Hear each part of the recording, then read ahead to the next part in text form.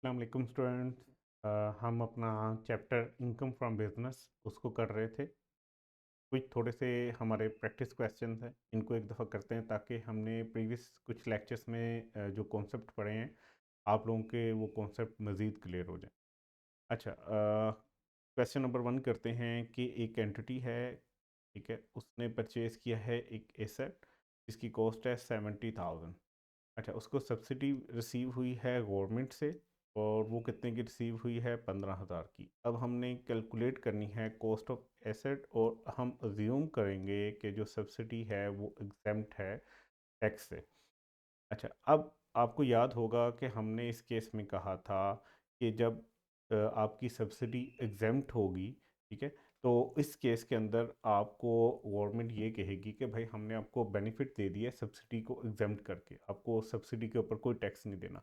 तो अब आप ये 70,000 में से इस सब्सिडी की अमाउंट को लेस करके देन अपने एसेट की कॉस्ट बनाओ, ताकि जब आप उसको डेप्रिसिएट करो तो वो वैल्यू कम हो, क्योंकि डेप्रिसिएशन का जो एक्सपेंस निकलना है वो भी आपने अपनी इनकम में से लेस करना है, तो उसका भी आपको एडवांटेज होगा। सो गवर्नमेंट आपको चाह रही है कि या तो आप सब्सिडी का एडवांटेज लो या फिर आपको जो है वो डेप्रिसिएशन की सूरत में एडवांटेज मिलेगा। तो इस केस में क्योंकि सब्सिडी एग्जेम्प्ट है तो हम इसकी कॉस्ट जो निकालेंगे वो नेट निकलेगी हमारी। वो नेट ये होगी कि 70,000 में से हम 15,000 लेस करेंगे तो कॉस्ट हमारे एसेट की बनेगी 55,000। नेक्स्ट क्वेश्चन पे आते हैं। एक एंटिटी ने परचेज किया एक एसेट 70,000 का, सब्सिडी रिसीव हुई है उसको गवर्नमेंट से 15,000 की। हमने कॉस्ट ऑफ एसेट कैलकुलेट करनी है और अज्यूम करना है कि सब्सिडी जो है वो टैक्सेबल है। इसका मतलब यह है कि ये 15,000 की जो सब्सिडी इस बिज़नेस को मिली होगी इसके ऊपर बिज़नेस ने टैक्स देना है। तो अब गवर्नमेंट उसको क्या बेनिफिट देगी कि ठीक है, हम सब्सिडी के ऊपर तो टैक्स ले रहे हैं लेकिन इसको नेट करने की ज़रूरत नहीं है। अब आप अपनी एसेट की कॉस्ट जो है वो पूरी 70,000 ही रखो, ठीक है। मतलब अगर हम इसको नेट करके बात करें तो 55,000 में हमें ये सब्सिडी की वैल्यू ऐड करके वापस अपने उसी 70,000 कॉस्ट के ऊपर लेके आना है और यही कॉस्ट ऑफ एसेट रहेगी और इसी को हम डेप्रिसिएट करेंगे। तो डेप्रिसिएशन इस केस के अंदर 55,000 के ऊपर नहीं होगी, 70,000 के ऊपर होगी। ओवर द ईयर्स आपको उसका एडवांटेज होगा, ठीक है। तो नेट कॉस्ट 55,000 बन रही थी, हम उसमें सब्सिडी डालेंगे क्योंकि वो टैक्सेबल है, तो 15,000 वो ऐड करने के बाद 70,000 हो जाएगी। क्वेश्चन नंबर थ्री है हमारे पास। एक एंटिटी ने परचेज किया एक एसेट, ठीक है, जिसकी कॉस्ट थी 40,000। इसने लोन रिसीव किया है from government for buying this asset, ठीक है, और वो लोन कितने का लिया है? 12,000 का लिया है। अब हमने इसकी कॉस्ट ऑफ एसेट निकालनी। अच्छा, सब्सिडी की जब हमने बात की थी तो सब्सिडी बिल्कुल डिफरेंट चीज़ है लोन से। सब्सिडी एक आपको फेवर दे रही होती है गवर्नमेंट, ठीक है। और यहाँ पे अगर सब्सिडी होती तो फिर हम कैलकुलेशन में ये सोचते कि इसको इसमें से लेस करके कॉस्ट निकालनी है कि नहीं निकालनी। यहाँ पे तो लोन दी है, लोन का मतलब क्या है कि आपने गवर्नमेंट को वो लोन वापस करना है जो भी 12,000 का मिला आपको। तो ये आपकी लाइबिलिटी है, ना कि आपको कोई बेनिफिट मिला है। सो यहाँ पे उसकी कॉस्ट कितनी रहेगी? एक्चुअल जो 40,000 है वही उसकी कॉस्ट रहेगी। नेक्स्ट क्वेश्चन पे आते हैं। आपको याद होगा हमने कहा था कि अगर कोई कंपनी किसी फॉरेन करेंसी में लोन लेती है तो उसके ऊपर जो फॉरेन करेंसी फ्लैक्चुएशन की वजह से गेन या लॉस आता है उसका इफेक्ट वो लेगी अपने एसेट की कॉस्ट में। तो ये एक क्वेश्चन करते हैं। बूढ़े वाला एक्सप्रेस है, Bhurewala Express Limited, ये बिजनेस है, is in the business of manufacturing and sale of component parts of automobile assembly industry. ये ऑटोमोबाइल असेंबली इंडस्ट्री के लिए जो है वो कंपोनेंट्स पार्ट जो है वो मैन्युफैक्चर भी करती है और उसे बेचती भी है। ऑन 1 जनवरी 2022, यानी कि टैक्स ईयर हमारा बन रहा होगा 2022 ही, 30 जून से पहले पहले के। BEL took a loan of rupees नहीं है, US dollar 700 from GHI bank, जो कि USA का बैंक है, which was utilize for purchasing the plant. अच्छा, अब ये भी आपने लाजमी देखना है कि अगर कोई फॉरेन करेंसी में लोन लिया जा रहा है तो ये भी शर्त है कि वो लोन जो आप ले रहे हो वो इस मकसद के लिए ही ले रहे हो कि आपने उससे एसेट ही खरीदना हो। तो इसने ये जो 700 USD का लोन लिया है ये बेसिकली उसने इस मकसद के लिए लिया है कि उसने इसको एसेट को परचेज करने के लिए यूज़ करना है। अच्छा, अब आगे क्या हुआ है कि इसने एसेट को परचेज करने के लिए लोन यूज़ कर लिया। The loan is repayable in 7 equal instalments in US dollar. ठीक है, तो उसने रीपे क्या करना है, इसको 7 इक्वल इंस्टॉलमेंट्स में उसने रीपे करना है और यूएसडी में ही रीपे करना है। तो इसके पास लोन आया है 700 यूएसडी का, तो उसने 7 इंस्टॉलमेंट्स में पे करना है। The rate of exchange on 1 जनवरी, जिस दिन इसने लोन लिया है, ठीक है, उस दिन रेट ऑफ एक्सचेंज क्या था कि 1 USD इक्वल था 98 रुपीज़। अदर इन्फॉर्मेशन जो है हमारे पास वो ये है कि the project was completed in June 2023 में प्रोजेक्ट कंप्लीट हुआ होगा, but was only commission for use on 31 July 2023। तो 31 जुलाई से, यानी कि टैक्स ईयर 2024 की बात हो रही है। अच्छा, the total amount spend by PEL on the plant was 2 lakh. अच्छा, अब हो क्या रहा है कि इन्होंने एक लोन लिया है, ठीक है, ताकि ये परचेज कर सकें प्लांट। अच्छा, प्लांट को इन्होंने जो है वो कोई प्रोजेक्ट होगा उस हिसाब से इन्होंने उसको लगाया होगा, इंस्टॉल किया होगा, या हो सकता है कंस्ट्रक्ट किया हो प्लांट के अंदर कुछ इन्होंने जो है उसको खुद से बनाया हो। तो वो जाके बना होगा, कंप्लीट हुआ होगा जून 2023 में, और उसकी जो इस्तेमाल करने की जो है ना इजाज़त मिली है वो जुलाई 2023 से मिली। इसने ना अमाउंट स्पेंड की है प्लांट के ऊपर 2 लाख रुपए। 1 जुलाई 2023 को गवर्नमेंट ऑफ पाकिस्तान ने खुद से कहा कि भाई 10,000 रुपये हम आपको सब्सिडी की सूरत में देते हैं, क्योंकि आपने प्लांट इंस्टॉल किया इस प्रोजेक्ट के लिए। ठीक है, अब बेसिकली हुआ क्या होगा, ये कोई प्रोजेक्ट लगा रहे होंगे। अच्छा, प्रोजेक्ट लगाने के लिए इन्होंने प्लांट खरीदा है यहाँ की, क्योंकि परचेजिंग दी प्लांट किया, और उस खरीदने के लिए, प्लांट खरीदने के लिए इन्होंने यूएसटी में कोई लोन लिया हुआ है। अब जो प्रोजेक्ट था वो सारा पहले इन्होंने कंप्लीट किया होगा। जब इन्होंने प्रोजेक्ट वो लगाया उसके ऊपर इन्होंने 2 लाख रुपए लगा दिए। अच्छा, उसके बाद इनको कहा गया कि भाई गवर्नमेंट की तरफ से कि 10,000 हम आपको देंगे, क्योंकि आपने पाकिस्तान के अंदर अच्छा काम किया, आपने प्लांट लगाया। द फर्स्ट इंस्टॉलमेंट ऑफ ₹100, यानी कि ये टोटल लोन हमने लिया था 700 USD का, और 7 इक्वल इंस्टॉलमेंट में हमने इसको रीपे करना है, तो एक इंस्टॉलमेंट होगी 100 USD की। अच्छा, the first instalment 100 USD toward the repayment of the US dollar loan was paid to GHI bank on 30 June 2024। तो ये 30 जून 2024 को आपने पे किया instalment. The rupee equivalent of the 100 USD at at the then rate of exchange was 10,000। यानी कि अगर हम 10,000 देखें कि इसने $100 जो है वो पाक रुपये के हिसाब से कितने वापस किए हैं, 10,000। तो $1 जो था वो बन गया ₹100 का। जब इसने लिया था तब वो $1 था 98 का। अब वो हो गया है, जब ये पहली पेमेंट कर रहा है $100 की, तो उस टाइम वो 100 का हो गया। अब हमने क्या करना है, हमने कैलकुलेट करना है इनिशियल अलाउंस, ठीक है, डेप्रिसिएशन और return down value of plant on 30 June 2024 for preparing the tax return for tax year 2024। तो हमने इसके लिए जो है वो इनिशियल अलाउंस भी कैलकुलेट करना है, इसकी डेप्रिसिएशन भी कैलकुलेट करनी है, और रिटर्न डाउन वैल्यू भी इसकी कैलकुलेट करनी है। अच्छा, क्योंकि यहाँ पे क्वेश्चन साइलेंट था, तो हम ये अज्यूम करेंगे कि जो सब्सिडी मिली है इनको 10,000 की, ये सब्सिडी जो है ये एग्जाम्प्ट है। ये आपने याद रखना है, जब भी क्वेश्चन साइलेंट होगा, उसमें नहीं बताया हुआ कि ये टैक्सेबल है, तो आपने ये अज्यूम करना है कि ये सब्सिडी जो है ये एग्जाम्प्ट है।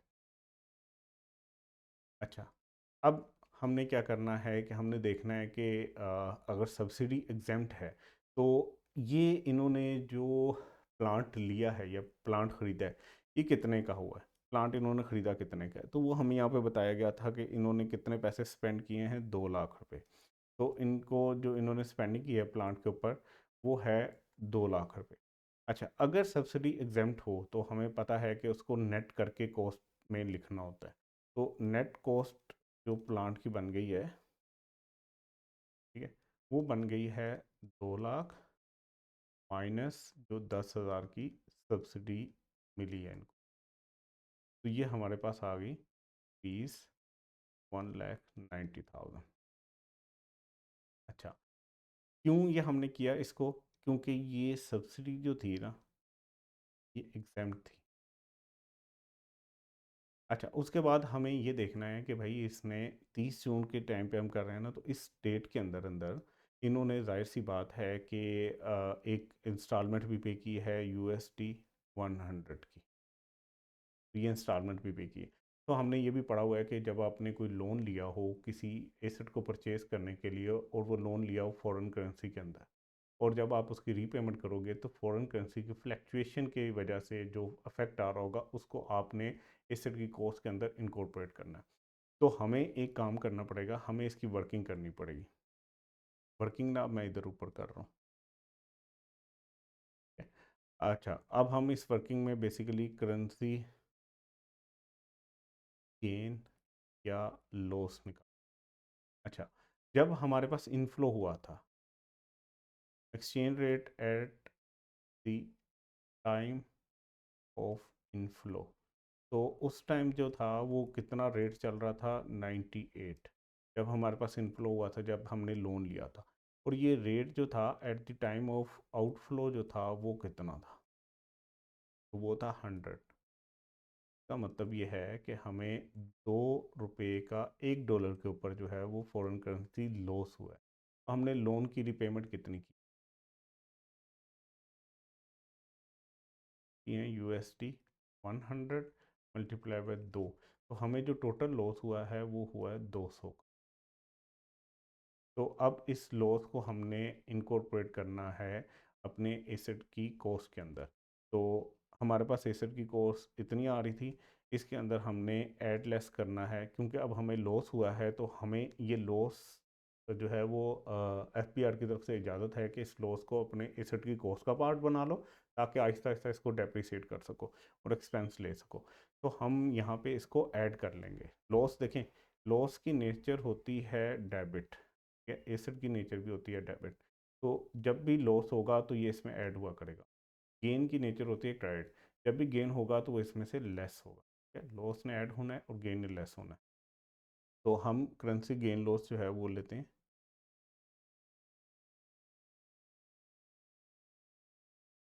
तो करेंसी गेन लॉस के लिए हमने वर्किंग की हुई है, के ऊपर वर्किंग हमारी 1 थी, तो इसकी बेस के ऊपर ही अब हम जो है वो इसके अंदर 200 ऐड कर देंगे।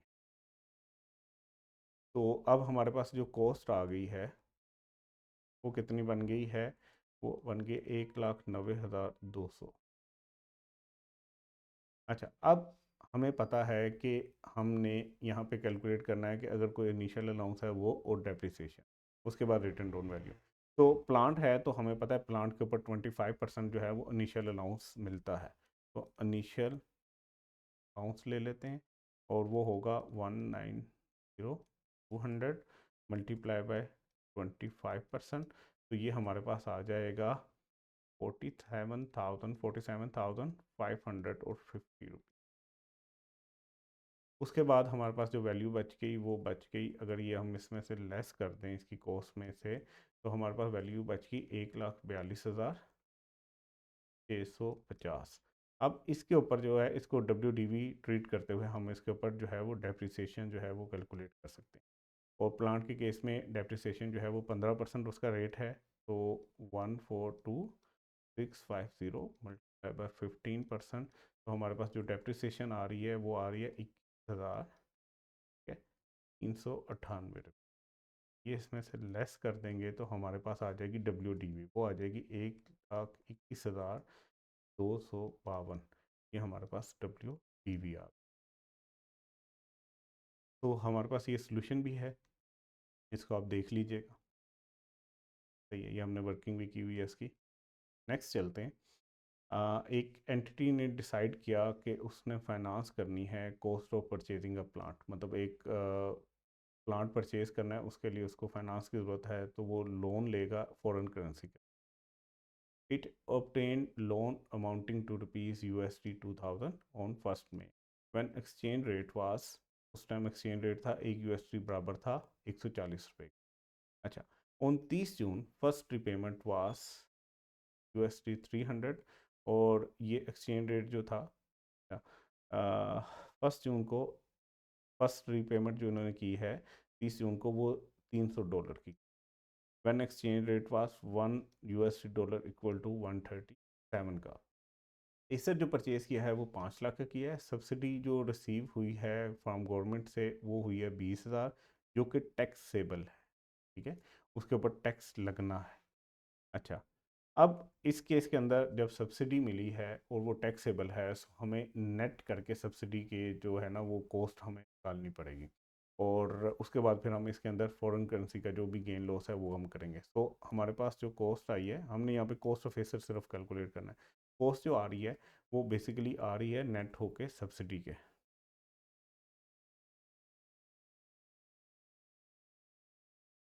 तो 5 लाख माइनस 4, हमारे पास जो कॉस्ट आ रही है वो आ रही है 4,80,000। अभी हमने इसके अंदर जो है वो जो है वो करना है इसके अंदर।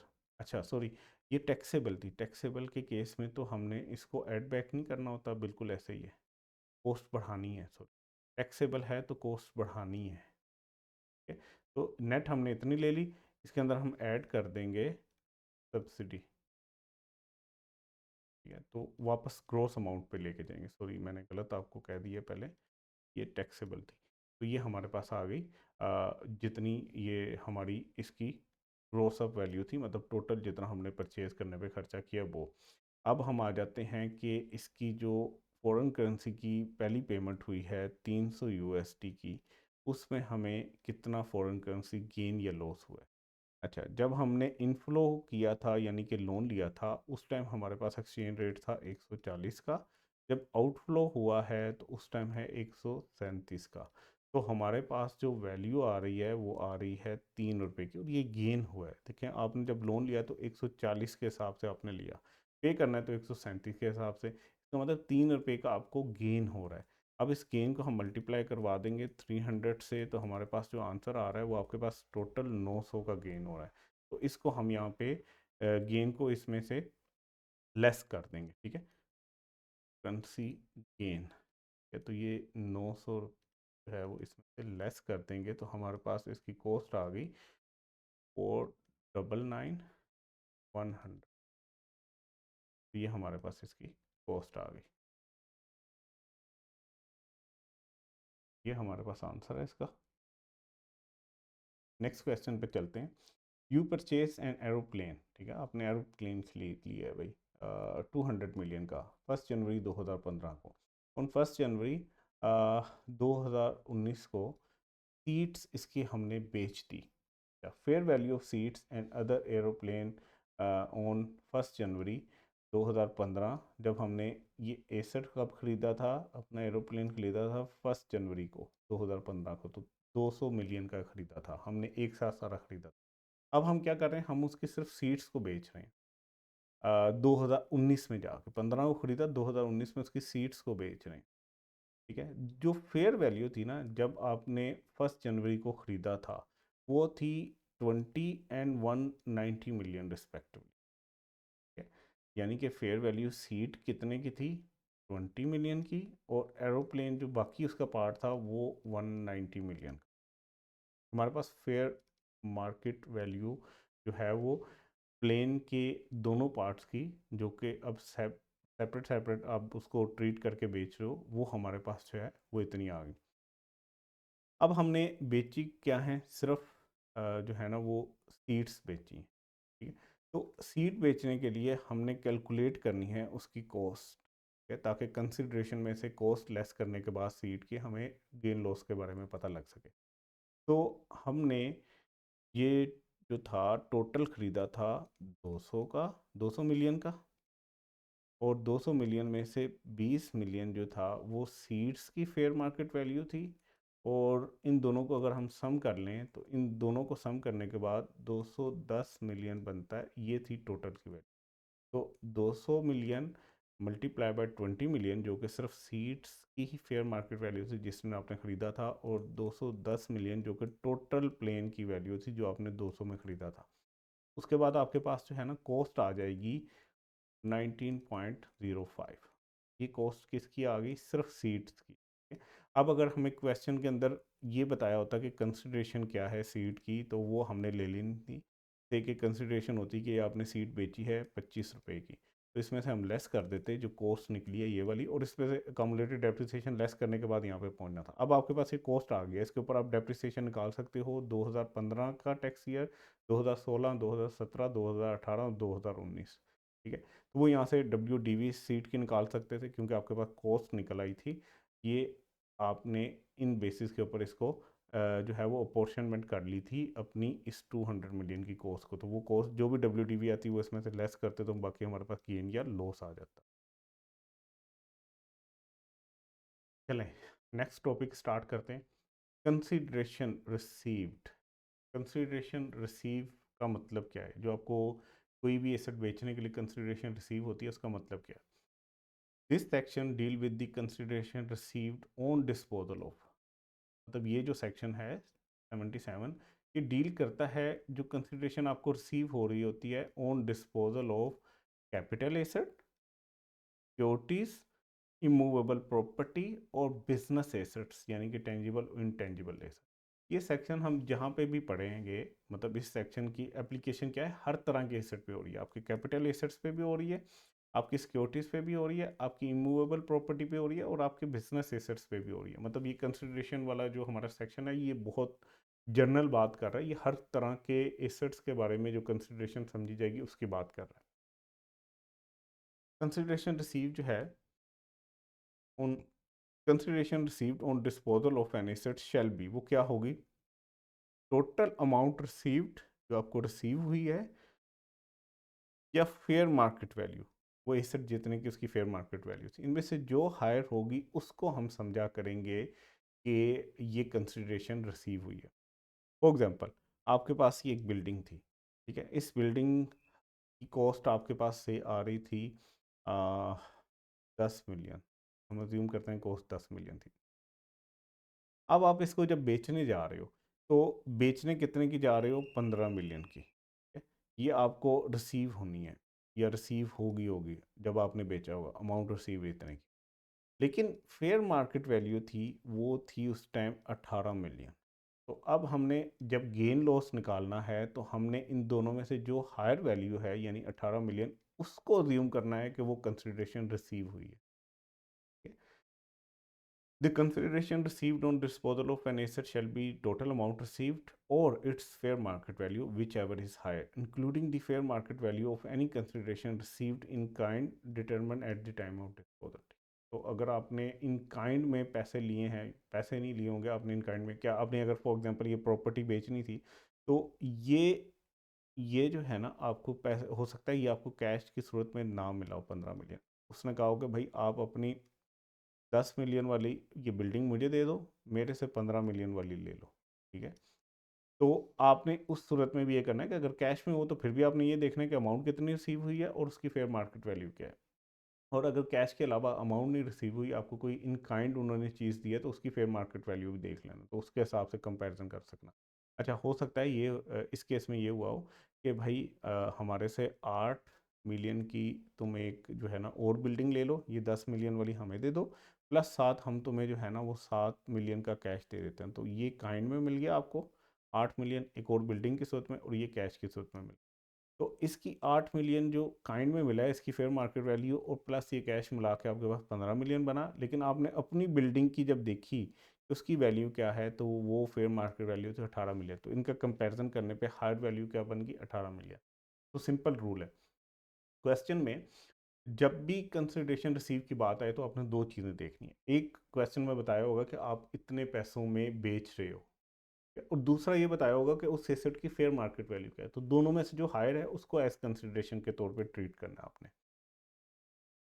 अच्छा, इसी को ही आगे कंटिन्यू करते हैं। कंसिडरेशन रिसीव कोई, when an asset is lost और डिस्ट्रॉयड। अच्छा, ऐसा भी तो हो सकता है आपने एसेट ना बेचा हो।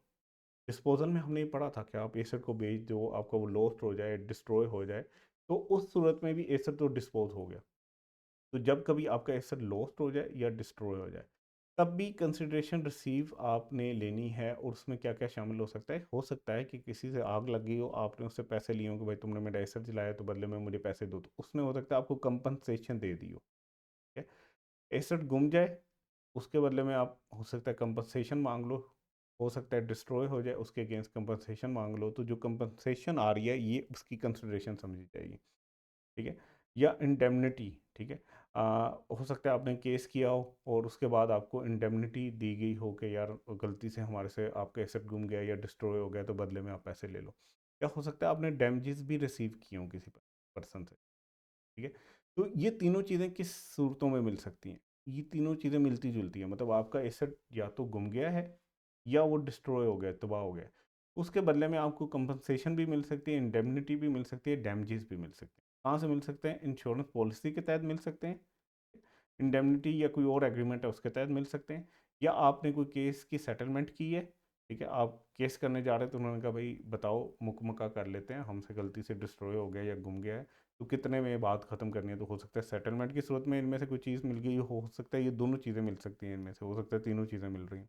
तो कोई भी चीज़ें जो मिल रही हैं वो इंश्योरेंस पॉलिसी की वजह से मिल सकती हैं, इंडेमनिटी या किसी और एग्रीमेंट की वजह से, या आपकी सेटलमेंट हो रही है उसकी वजह से, या कोई जुडिशियल डिसीजन आ गया, कोर्ट में केस हुआ था, कोर्ट ने कहा कि भाई इतने के डैमेजेस दे दो क्योंकि आपने इस बंदे का एसेट घुमाया है या डिस्ट्रॉय किया, और इतने की कंपनसेशन भी पे करो। तो ये इस सूरतों में जो भी पैसे आपको मिलेंगे वो समझा जाएगा कि आपको कंसिडरेशन रिसीव हुई है उस एसेट के डिस्पोज होने पे।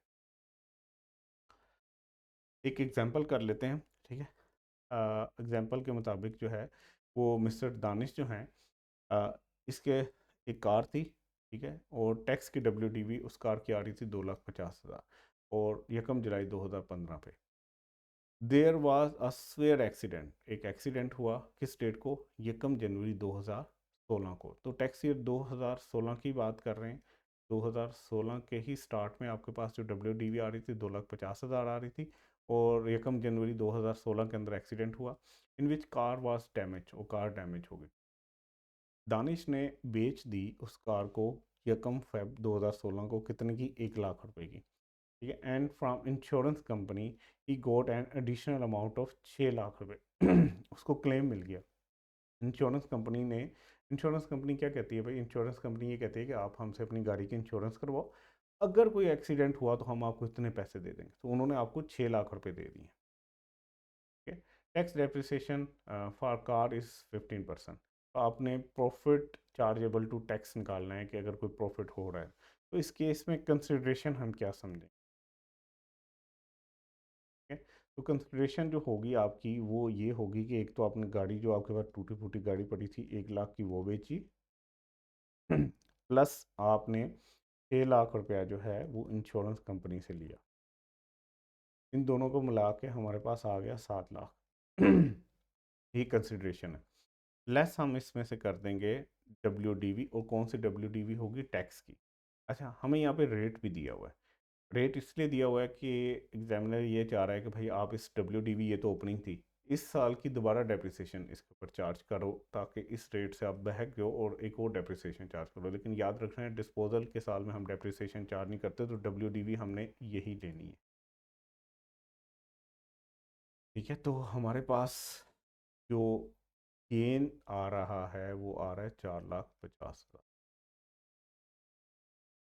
तो ये हमारे पास हाँ, the consideration received on disposal of asset include the compensation received insurance policy के तहत and also the scrap value. Scrap value का ये होता है कि जो आपने कबाड़ बेचा होता है ना, जो गाड़ी वो एक्सीडेंट के बाद आपके पास पड़ी हुई थी, उसके जिस हालत में भी थी वो स्क्रैप था, उसको जितने का बेचा वो आ गया, और हमने कोई डेप्रिसिएशन नहीं लेनी ईयर ऑफ डिस्पोजल में। अच्छा, कंसिडरेशन रिसीव को ही फर्दर कंटिन्यू करते हैं। तो कंसिडरेशन रिसीव के अंदर है कि if a business asset is put to personal use, या बिजनेस में एसेट था, आपने उसको पर्सनल यूज़ में लिया है, या एसेट इज डिस्कार्डेड और ceases to be used in business. तो इसका मतलब भी क्या है कि आपने उसको एक किस्म का डिस्पोज कर दिया। आपके पास बिजनेस में गाड़ी खड़ी थी, आपने कहा भाई अब ये गाड़ी बिजनेस से मैं खुद निकाल रहा हूँ क्योंकि मेरा अपना बिजनेस है। तो इसका मतलब है कि आपने बिजनेस एसेट को पर्सनल यूज़ में इस्तेमाल कर लिया। अब वो बिजनेस एसेट नहीं रहा, आपने उसको पर्सनल यूज़ के लिए रख लिया। या आपके पास कोई प्लांट था, उसने जितनी यूज़फुल लाइफ पूरी करनी थी वो कर ली, अब वो मज़ीद नहीं चल सकता। आपने कबाड़िया से बात की, उसने कहा भाई नहीं ये नहीं बिक सकता, ठीक है।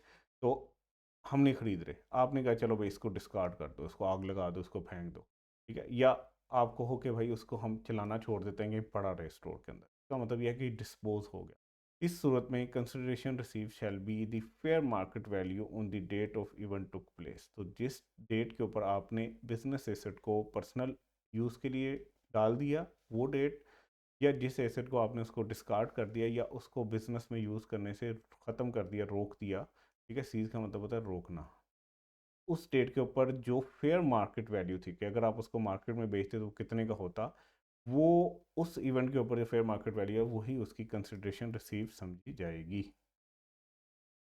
एग्जाम्पल करते हैं, मिस्टर अली हैं, ठीक है, मिस्टर अली जो हैं उनका ऑटोमोबाइल का बिजनेस है। He has a car for business use of fair market 8 lakh रुपए है, ठीक है। He put that car for personal use, उसने कहा भाई अब ये बिजनेस की नहीं रही, ये मेरी पर्सनल कार होगी। What is the consideration for the car, ठीक है।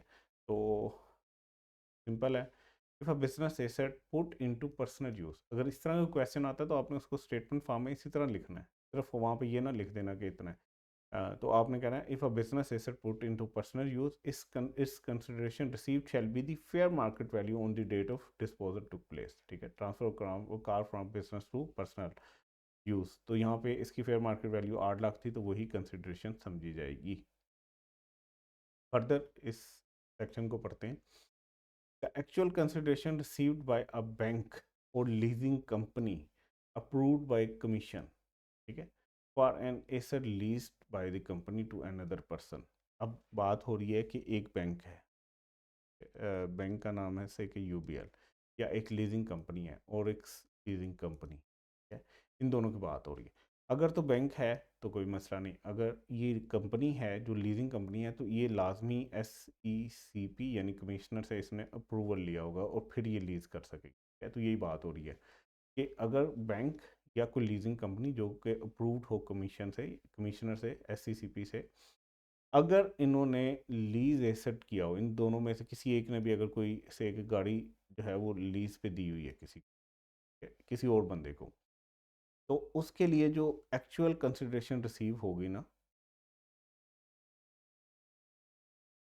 एक्चुअल कंसिडरेशन रिसीव होगी, वो क्या होगी, shall be the residual value received on maturity of the lease agreement। वो होगी जो उसको रेजिडल वैल्यू मिली होगी जब उसने मेच्योरिटी जो है वो लीज की ख़त्म होने पे रिसीव की होगी।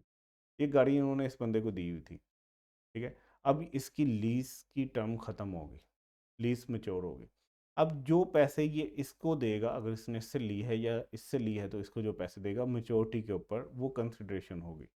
The condition is that the residual value plus amount realized during the term of the lease of asset is not less than the original cost of asset। लेकिन शर्त क्या है कि अगर तो ये एसेट दरमियान में कहीं लीज के टाइम के दरमियान में आपने इस बैंक से इस बंदे ने खरीद दिया है। अब इस टाइम एक चीज़ याद रखना, हम इन दोनों की बात कर रहे हैं, इन दोनों के लिए इस गाड़ी की क्या कंसिडरेशन है अगर ये इस बंदे को ये बेच देते हैं, ठीक है। तो कंसिडरेशन की बात किन के हिसाब से देखनी है आपने, या तो बैंक या लीजिंग कंपनी के हिसाब से। इनके लिए अगर ये लीज वाली गाड़ी बेच देते हैं लीज मेच्योर होने पे, तो जो रेजिडल वैल्यू ये पे करेगा इनको, वो कंसिडरेशन होगी। समटाइम ऐसा भी तो हो सकता है, हमने पढ़ा है कि ड्यूरिंग दी लीज हो सकता है कि ये कहे कि भाई मैं बकाया पैसे दे देता हूँ, कुछ मैंने आपको इंस्टॉलमेंट्स दे दी हैं, बकाया पैसे दे देता हूँ, तो ये मेरी गाड़ी अब आप मेरे नाम पे कर दें, पहले ये बैंक के नाम पे होगी। तो इस सूरत में कंडीशन क्या है कि रेजिडल वैल्यू प्लस दो अमाउंट्स इसने इंस्टॉलमेंट की सूरत में दे दी है during the term of lease, ये कम नहीं होनी चाहिए ओरिजिनल कॉस्ट ऑफ एसेट से। जितने का ये ख़रीदा था आपने से कि इन्होंने ये 200 का ख़रीद के इस बंदे को लीज पे दिया, तो इसमें इसने इसको किस्तें दी होंगी, से कि इसने 150 रुपये की किस्तें दी हैं, बाकी 70 रुपये रेजिडल वैल्यू के तौर पे दे के ये इसने अपने नाम लगवा लिया। इन दोनों का सम जो है 150 जो कि इंस्टॉलमेंट्स थी और ये रेजिडल वैल्यू जो थी, इन दोनों का सम जो है वो बन गया 220 रुपये। ये 220 200 से कम नहीं होने चाहिए, जितने का ये एसेट बैंक ने या लीजिंग कंपनी ने खरीदा था उसकी कॉस्ट से कम नहीं होने। नेक्स्ट पॉइंट है where two or more assets are disposed of in a single transaction. अच्छा, इस तरह की हमने पहले एक सेक्शन इस तरह का पढ़ चुके हैं, यहाँ पे हमने ये कहा था कि समटाइम आप एसेट खरीदते हो, ठीक है, एक साथ दो का सौदा कर लेते हैं। ठीक है, फॉर एग्जाम्पल ये पेन और इसके साथ एक नोट पैड है, आपने इन दोनों का एक साथ सौदा कर लिया, तो आपने इसको खरीदते हुए एक साथ पैसे दिए, आपको नहीं पता कि पेन कितने का है और जो पैड है वो कितने का है।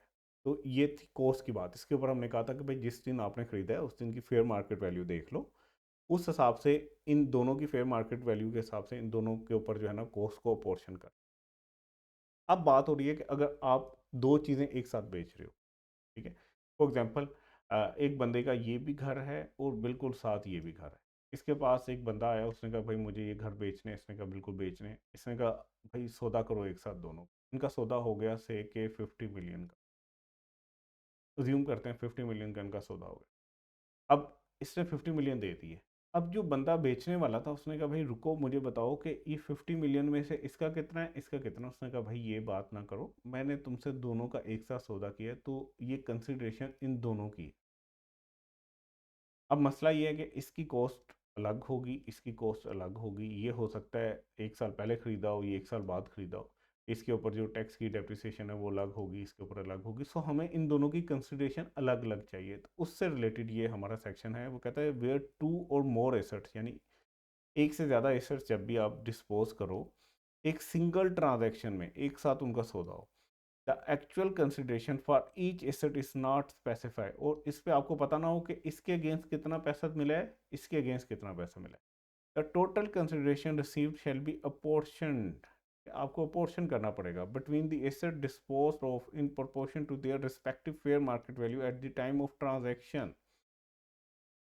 अब आपको जिस दिन आपने इनको बेचा है ना, जिस दिन आपको 50 मिलियन मिले हैं, उस दिन आप देखो कि मार्केट में इसकी फेयर मार्केट वैल्यू क्या थी और इसकी फेयर मार्केट वैल्यू जो थी वो क्या थी। उसकी बेसिस के ऊपर इस 50 मिलियन को पोर्शन कर। याद रखने की बात क्या है, जब हम कॉस्ट को पोर्शन कर रहे थे तो डेट ऑफ परचेज थी, डेट ऑफ परचेज थी जिस दिन हम फेयर मार्केट वैल्यू देखते थे। अब जब बेचने की बात आई है तो कंसिडरेशन है, ये किस डेट की है, डेट ऑफ डिस्पोजल की। ठीक है, जिस दिन बिका है इस दिन की फेयर मार्केट वैल्यू के हिसाब से आपने इसको अपोर्शन करना है। अच्छा, ये एक एग्जांपल कर लेते हैं। ठीक है, ये एग्जांपल बेसिकली आई कैप का ही क्वेश्चन है, उसके हिसाब से ही इसको हम डिस्कस कर लेते हैं। ठीक है, शाहूर क्या है, जो भी नाम है इसका, ये एक सोल प्रोपरेटर था शाहूर इंटरप्राइजेस का, एसई का।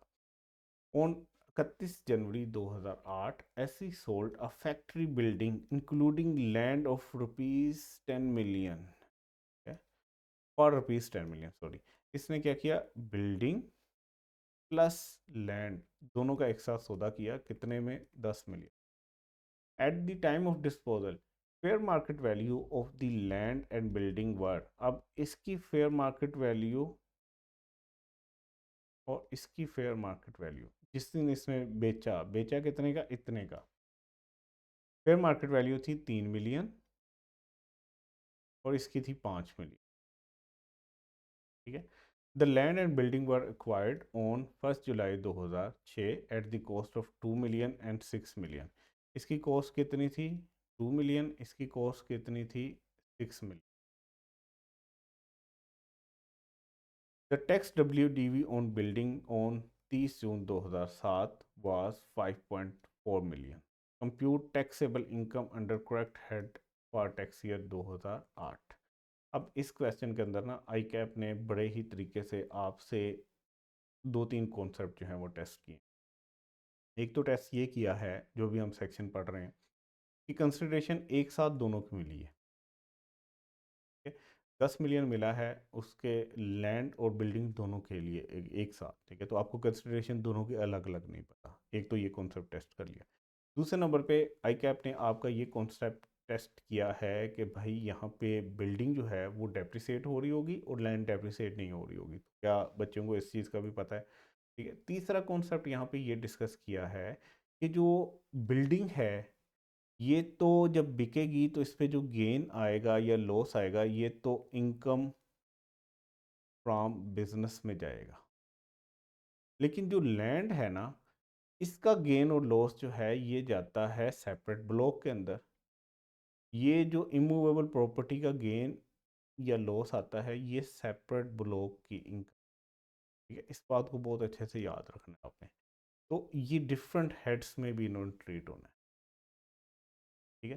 तो अब हमें इन दोनों की डिफरेंट डिफरेंट जो है वो कैलकुलेशन करनी होगी, क्योंकि दोनों ने डिफरेंट हेड्स में जाना है। हम कहते हैं इनकम फ्रॉम बिजनेस, हालांकि ये दोनों चीज़ें बिजनेस की थी, लेकिन हमने लैंड के केस में कहा कि वो हमेशा सेपरेट ब्लॉक में, बाकी एसेट्स के अंदर हमने कहा जो भी गेन लॉस होगा वो बिजनेस इनकम के साथ ऐड या लेस हो जाए। तो इनकम फ्रॉम बिजनेस में हमने अलग से देखना है, ठीक है। और इनकम फ्रॉम सेपरेट ब्लॉक जो है इसके अंदर हमने अलग से देखना। ये किसके लिए है? ये लैंड के लिए है। ये किसके लिए है? ये बिल्डिंग के लिए। अब हम बात कर लेते हैं कि कंसिडरेशन रिसीव कितनी हुई।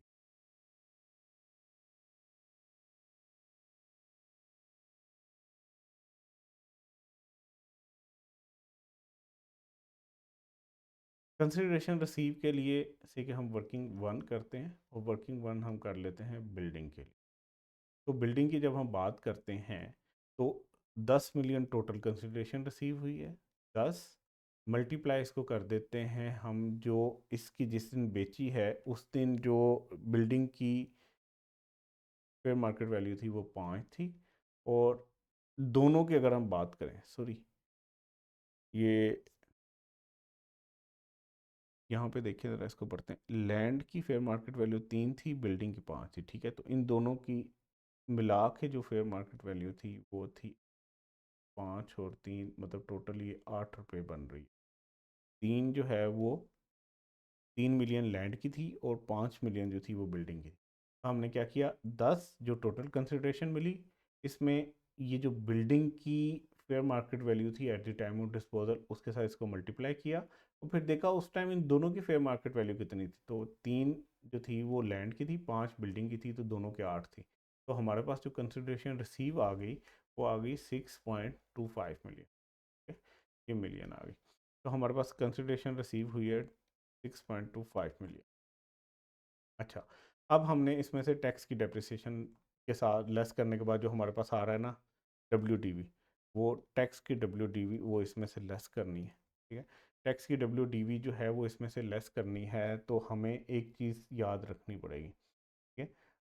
जब भी कंसिडरेशन रिसीव हो बिल्डिंग की और वो एक्सीड कर जाए उसकी कॉस्ट से, तो फिर हमने क्या करना है, ठीक है। Where consideration received on disposal of building exceed its cost, consideration shall be treated as the cost of asset, है। तो फिर हमने ये पढ़ा हुआ है सेक्शन के जब जो है वो इमूवेबल प्रॉपर्टी यानी बिल्डिंग के केस के अंदर जब उसकी कंसिडरेशन जो है वो रिसीव जो हो रही हो वो एक्सीड कर जाए उसकी कॉस्ट से, तो फिर हम कंसिडरेशन को ही ट्रीट करते हैं कॉस्ट के सामने। तो ये चौथा पॉइंट भी उसने इसमें टेस्ट किया हुआ है आपसे। तो WDV निकालने के लिए हमें करना क्या पड़ेगा? WDV निकालने के लिए हमें ये करना पड़ेगा, पहले नंबर पे तो इसकी कॉस्ट हमें निकालनी पड़ेगी। कॉस्ट एक्चुअली जो थी इसकी वो यहाँ से यहाँ पे कहीं पे कॉस्ट जो है वो बताई गई है हमें। हाँ, जब बिल्डिंग एक्वायर की थी तो कॉस्ट इसकी थी 2 मिलियन, और जो थी बिल्डिंग की थी 6 मिलियन, लैंड की थी 2 मिलियन और बिल्डिंग की थी 6 मिलियन। तो लैंड की कॉस्ट थी 6 मिलियन और हमारी कंसिडरेशन कितनी बन रही है 6.2 मिलियन, तो ये एक्सीड कर गई। अब हमने इसकी कॉस्ट को कितना रखना है, इसकी कॉस्ट को बना लेना है कंसिडरेशन ही। जब भी बिल्डिंग के केस में कंसिडरेशन कॉस्ट से एक्सीड कर जाए तो हम कंसिडरेशन जो है उसी को ही कॉस्ट अज्यूम कर लेते हैं। तो कॉस्ट हमारे पास आ गई 6.25, ठीक है। अच्छा, अब अकामुलेटेड डेप्रिसिएशन इसमें से लेस करनी है, टैक्स की अकामुलेटेड डेप्रिसिएशन। अच्छा, हमें टैक्स की WDV गिवन है जो कि है 5.4, तो कॉस्ट में से अगर हम माइनस कर दें 5.4 तो हमारे पास अकामुलेटेड डेप्रिसिएशन आ जाएगी, वो आ जाएगी 0.6। ये इसमें से हम लेस कर देंगे, तो हमारे पास जो टैक्स की WDV निकली, अब ये रिवाइज टैक्स की WDV निकली। एक्चुअल तो टैक्स की WDV हमारे पास 5.4 मिलियन आ रही थी, क्वेश्चन में गिवन थी, लेकिन हमारे माइंड में एक ये कॉन्सेप्ट आया कि भाई हमने तो ये भी पढ़ा हुआ है कि इमूवेबल प्रॉपर्टी के केस में अगर आपको बिल्डिंग के केस के अंदर अगर आपको जो कंसिडरेशन मिल रही है वो आपकी कॉस्ट से बढ़ जाए तो कंसिडरेशन को ही कॉस्ट ट्रीट करना है। तो ये वाली आपको वर्किंग करनी पड़ेगी एक रिवाइज WDV निकालने के लिए। तो रिवाइज WDV आ गई 5.65 मिलियन। ये इसमें से लेस करेंगे हम, तो हमारे पास जो इनकम फ्रॉम बिजनेस में जाएगा, जो गेन हुआ है वो आ जाएगा 0.6 का। ये गेन हुआ है 0.6, और ये कहाँ पे जाएगा? इनकम फ्रॉम बिजनेस में। ठीक है, अब हम आ जाते हैं सेपरेट ब्लॉक वाली के बाद।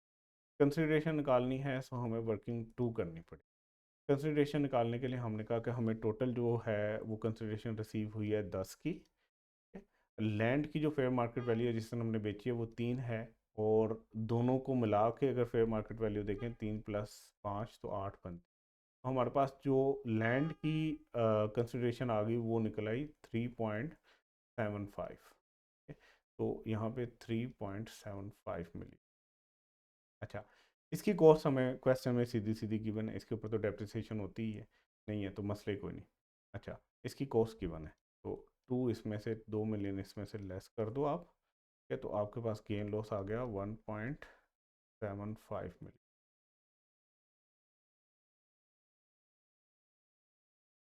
तो ये हमारा क्वेश्चन सोल्व हो गया। 5 मार्क का ये क्वेश्चन है, और इसमें आई कैप ने अच्छे खासे कॉन्सेप्ट आपके टेस्ट किए। याद रखने वाली बात, एक तो यहाँ पे मसला ये था कि भाई एक साथ दोनों एसेट का सौदा हो रहा था, एक साथ आपको पैसे मिल रहे, ठीक है। आपने क्या किया, फेयर मार्केट वैल्यू जिस दिन आप बेचो उसकी बेसिस के ऊपर इसको अपोर्शन कर लिया। दूसरे नंबर पे यहाँ पे हमें ये याद रखना था कि भाई जो बिल्डिंग है इसके ऊपर जो गेन आएगा ये इनकम फ्रॉम बिजनेस में जाना है, और जो लैंड के ऊपर गेन आ रहा है वो सेपरेट ब्लॉक में जाना है। तीसरे नंबर पे हमने ये भी याद रखना था कि भाई जो टैक्स की डेप्रिसिएशन होगी वो सिर्फ बिल्डिंग के ऊपर होनी है। अच्छा, चौथे नंबर पे हमने ये भी याद रखना था कि बिल्डिंग के केस में, सिर्फ बिल्डिंग के केस में, ये हमने पढ़ा है बिल्डिंग के केस में, ठीक है, बिल्डिंग इमूवेबल होती है, वैसे तो लैंड भी इमूवेबल होती है, लेकिन बिल्डिंग के केस में स्पेसिफिकली हमने पढ़ा था कि अगर वहाँ पे बिल्डिंग के केस में आपको कंसिडरेशन जो मिल रही है वो आपकी कॉस्ट से एक्सीड कर जाए, तो कंसिडरेशन को ही कॉस्ट अज्यूम करके दोबारा से टैक्स की WDV कैलकुलेट कर लो रिवाइज, उस हिसाब से आपने गेन लॉस निकाला। तो ये आपका क्वेश्चन कंप्लीट हो गया। तो ये हमारे पास इसका सोल्यूशन आ गया। नोट है, where 2 or more assets are disposed of in single transaction, actual consideration for each asset is not specified. Total consideration received shall be apportioned between the asset disposed of in proportion to their respective fair market value at the time of transaction. यानी कि disposal के time पे जब आपको पैसे मिले हैं उस डेट के ऊपर आपने फेयर मार्केट वैल्यू देख लेनी है। Therefore, the consideration of 10 million will be apportioned as per fair market value of land and building.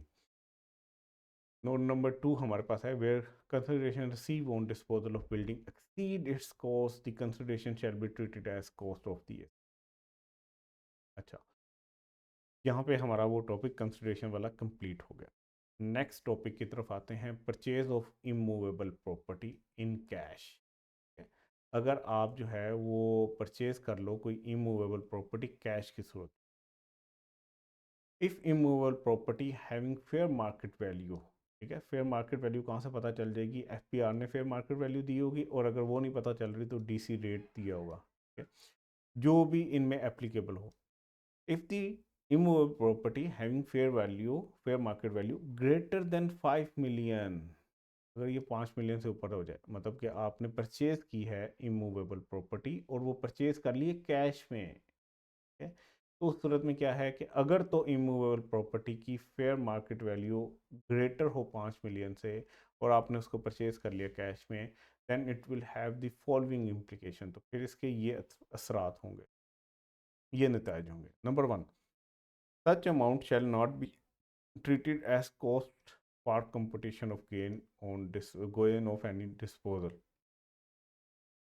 तो जितने आपने पैसे कैश में रिसीव कर लिए, ठीक है, वो अमाउंट शैल नॉट बी, ठीक है, सॉरी, आपने जितने पैसे परचेज कर रहे हो ना, जितने पैसे आपने जो है वो कैश में दे दिए, उनको नहीं समझा जाएगा कॉस्ट का पार्ट। मतलब आपने अगर कोई चीज़ 10 रुपये खरीदी है, चीज़ से मुराद है इमूवेबल प्रॉपर्टी, इसमें से आपने जो है वो 5 रुपये जो है वो कैश में दे दिए, अभी तो वैसे तो यहाँ पे एक कंडीशन है कि 5 मिलियन से ऊपर हो, भी मैं वैसे कह रहा हूँ, चलो 10 मिलियन कर लेते हैं। अगर आपने 10 मिलियन की इमूवेबल प्रॉपर्टी खरीदी और उसमें से 5 मिलियन आपने कैश में दे दिए, तो भाई फिर जब आपने इसको बेचना है ना, तो आपकी कॉस्ट 10 मिलियन नहीं होगी, आपकी कॉस्ट इसको निकाल के तो फिर होगी 5। जो कैश में दिए हैं उसको समझा ही नहीं जाएगा कि आपने उतनी खरीदी है। इसका मतलब ये है कि जब आप इसका गेन लॉस निकालोगे इससे कि आपने इसको 15 मिलियन में बेचा, तो एक्चुअल में आपने खरीदी कितने की थी, 10 मिलियन की। 10 मिलियन इसमें से निकलता तो 5 मिलियन आपका गेन आता, इसके ऊपर टैक्स होता।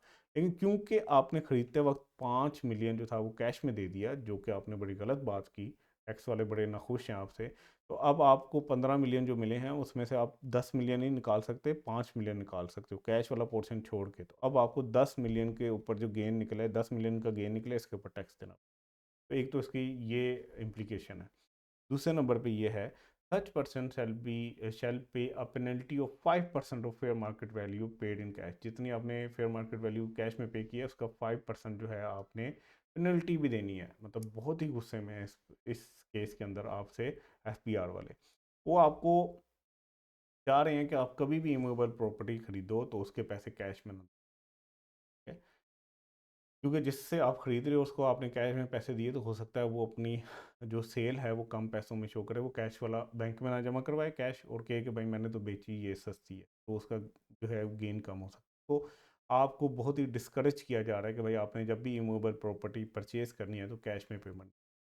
अगर आपने कैश में पे कर दिया और उस प्रॉपर्टी की फेयर मार्केट वैल्यू 5 मिलियन से ऊपर हुई, तो भाई आपको कॉस्ट में वो कैश वाला पोर्शन ऐड करने की इजाज़त नहीं होगी, प्लस आपको पेनल्टी भी पे करनी पड़ेगी। चलें, एक ये जो है हमारे पास है क्वेश्चन, ठीक है, तो ज़रा देखते हैं यहाँ से आपके कॉन्सेप्ट मज़ीद क्लियर हो जाए। हम कहते हैं कि हमारे पास ना डिफरेंट प्रॉपर्टीज़ हैं, प्रॉपर्टी 1 2 3 4,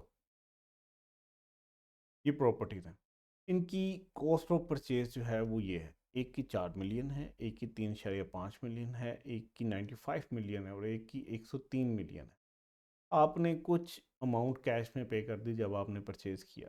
जो 4 मिलियन की थी इसके परचेज़ के टाइम आपने 1 मिलियन कैश में पे कर दिया है। जो 3.5 मिलियन की थी इसकी परचेज़ के टाइम पे आपने 2 मिलियन जो है वो कैश में पे कर दिया।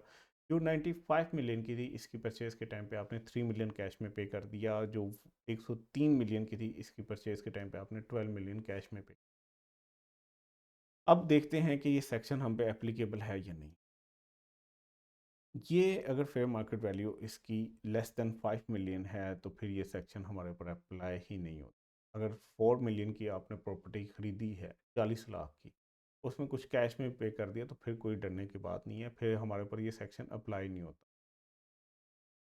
फिर हम कॉस्ट कितनी लेंगे, इवन कि हमने कैश में पे किया हुआ, लेकिन क्योंकि इस सेक्शन की शर्त नहीं पूरी हुई कि 5 मिलियन से ऊपर वैल्यू नहीं थी, सो इसकी कॉस्ट हम पूरी ही लेंगे। कैश वाला पोर्शन जो हमने दिया है, कैश में दिया 1 मिलियन, 3 मिलियन बैंक के थ्रू दिया होगा, तो सारे का सारा जितनी कॉस्ट थी वो सारे का सारा आप जो है ना इनकम टैक्स के मुताबिक कॉस्ट के तौर पर ले सकते हो, कोई पेनल्टी नहीं देनी।